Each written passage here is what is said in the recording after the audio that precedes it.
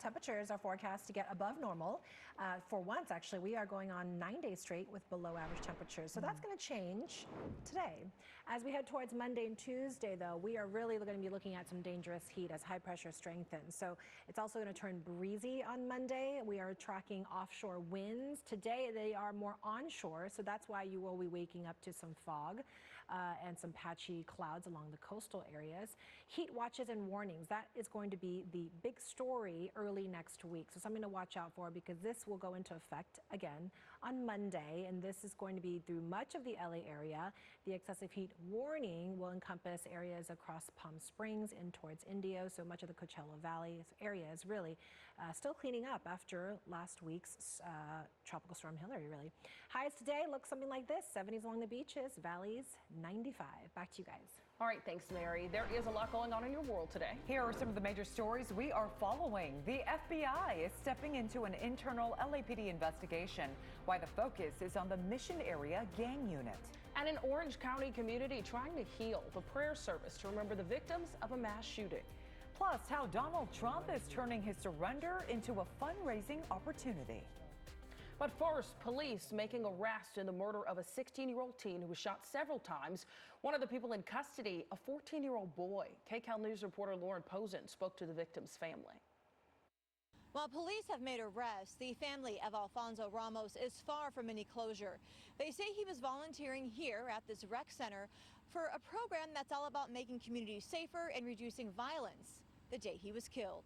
He was just trying to, help out and be around other people and help whenever he could. Crystal is Alfonso Ramos's mother. She didn't want her face shown out of fear of retaliation. 2 weeks ago, she says her oldest son called her in a panic that Alfonso was killed inside the recreation center at Evergreen Park.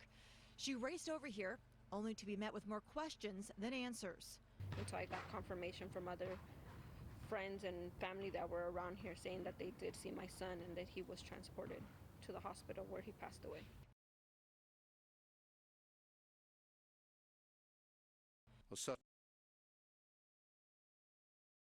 Nares.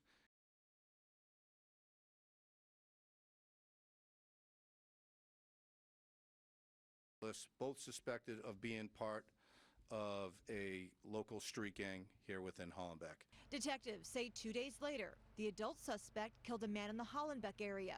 They believe both suspects could be connected to several other homicides in the city as well. I was very heartbroken because now I didn't lose a child, but this other mother lost a child as well, and it breaks my heart. Even though this tragedy happened, I don't want any mother to go through what I'm going through.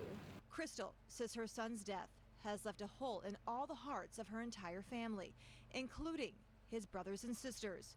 With his sense of humor and love of life, words can't express how much they miss him.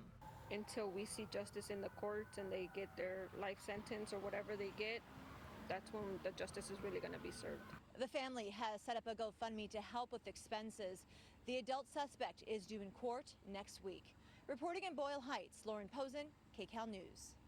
The FBI has now joined a widening investigation of LAPD officers suspected of routinely turning off their body cameras. It's focused on officers in the Mission Area Gang Unit. It started when a citizen complained that he was mistreated during a traffic stop. When LAPD looked for the video, there was none.